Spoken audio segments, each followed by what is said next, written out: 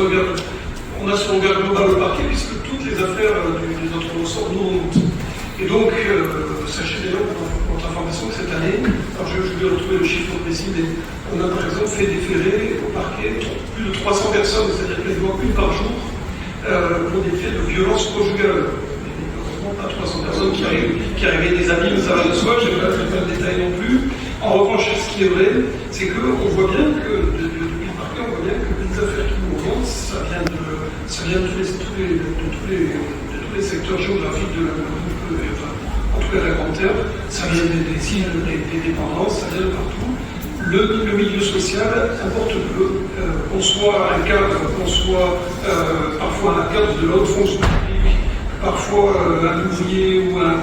quelqu'un qui ne travaille pas, l'appétence et la possibilité de passage à l'acte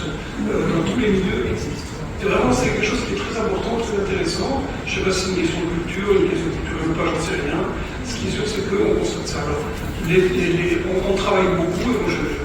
vu que mon service de l'État, dont l'engagement est majeur sur la question.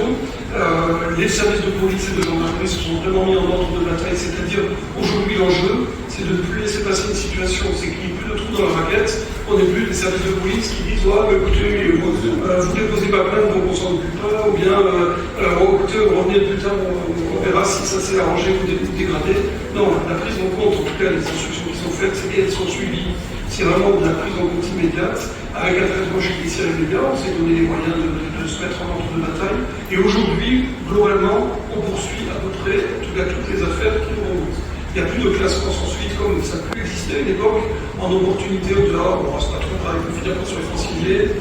On poursuit tout, après on essaie d'adapter la réponse pénale, mais dès qu'une affaire est suffisamment grave en termes de violence, de préjudice et de blessures infligées, et puis on regarde la personnalité de l'auteur, et bien très régulièrement, on fait déférer ces personnes, c'est-à-dire que ces personnes arrivent devant nous avec des menottes entre de policiers ou de gendarmes, et sont jugées dans des délais extrêmement brefs, pour parfois des peines d'emprisonnement qui sont prononcées. Donc il faut le savoir, on essaie d'enrichir la réponse pour votre information, et aussi peut-être un petit appel du pied. On a créé en Guadeloupe, on est les premiers à avoir créé en Guadeloupe une maison d'éviction, c'est-à-dire qu'on dispose désormais, alors c'est tout nous, mais un jour peut-être on mettra, non mais peut-être qu'un jour nos amis on disposera de quelque chose, on verra ça avec vous, mais on dispose en tout cas d'une maison d'éviction, c'est-à-dire une maison qui est mise à notre disposition, à la disposition d'une association qui pilote le projet, et donc le CGE d'ailleurs qui pourrait d'ailleurs faire partie des membres de nos travaux, et donc on arrive à mettre en éviction les maris violents sur une seule place, mais un jour il faudra qu'on arrive à généraliser ce dispositif. Alors l'éviction c'est ça, en deux mots, parce que je peux vous dire pas mal d'autres sujets.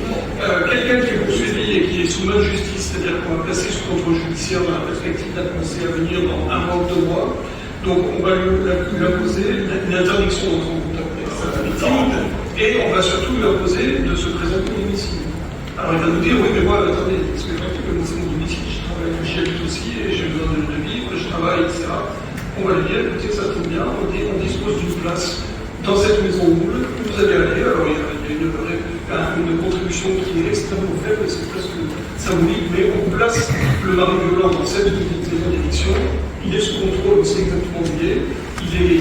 son emploi du temps est suivi bien évidemment, et ça permet en plus de mettre en place un suivi psychologique, un travail sur la violence, sur sa violence, etc. On a fait un premier bilan d'une première maison d'éviction qui a duré 3 mois, et ce bilan est extrêmement positif. Tout ça pour dire que pour l'instant on a une place dans une maison. Moi je pense qu'à terme on arrive à multiplier les dispositifs de ce type-là. Voilà, donc si éventuellement vous avez des choses, des locaux qui sont